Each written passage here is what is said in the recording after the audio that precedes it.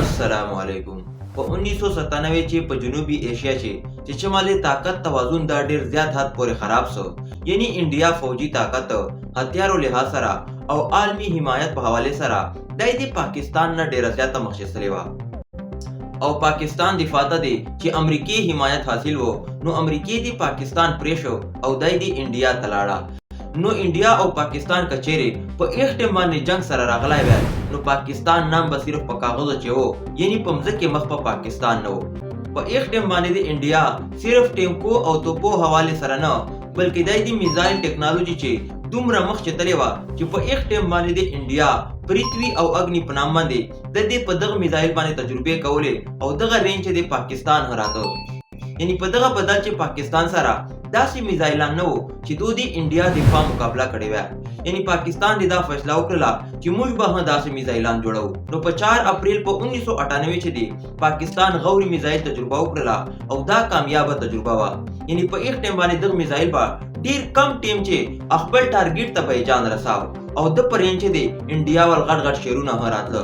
نو دا د پاکستان لپاره خوشي خبر وا، خو انډیا لپاره دا د افسوس او غم مقام وو.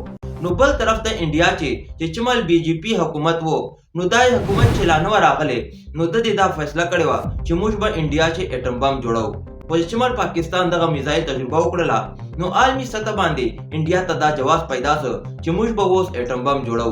نو د 11 مئی په 1998 کې پوکران په علاقو چې انډیا دی یعنی اټمی دماکه وکړلې.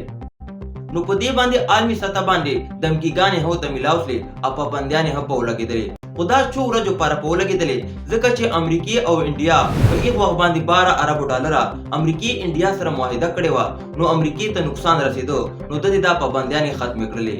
نو پاکستان پر ادا ته جواز پیدا شو چې دوی په انډیا باندې پابندیانې نه ولګولې. کچېرې پاکستان په دغه ټیم باندې خپل اټمی دماکې نه کړې، نو بیا به د ته ډېر مشکلات وو او د باندې بیا الته پابندیانې هم لګېدل اصله. نو په ایک ټیم باندې پاکستان صورتحال ډیر سره خراب وو، یعنی عالمی سطح باندې دمکیانې، معاشي پابندیانو خوف او امریکای دباو هو په اندرونی سطح باندې پاکستان چې عوامو، فوج او اپوزیشن دا مطالبه وا چې دوی انډیا ته جواب ورکړي.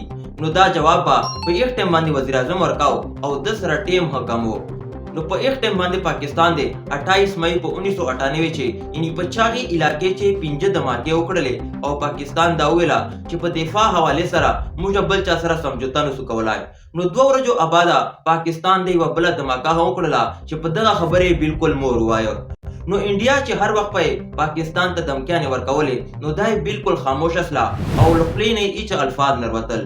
نو دا صورتحال په 1998 چې ما تاسو سره شیر کړو. نو تاسو مې ملاقات به په نوې ویډیو کې کېږي. السلام علیکم.